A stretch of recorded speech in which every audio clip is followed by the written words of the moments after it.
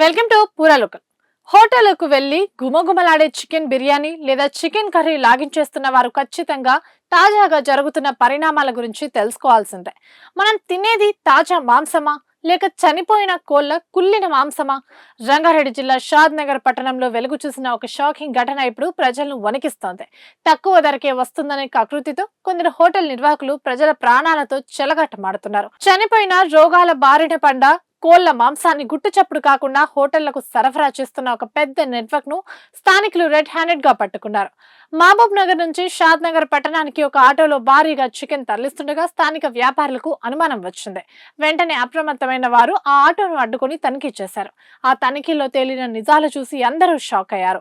ఆ ఆటోలో ఉన్నదంతా పూర్తిగా కుళ్ళిన డ్యామేజ్ అయిన చికెన్ అని గుర్తించారు.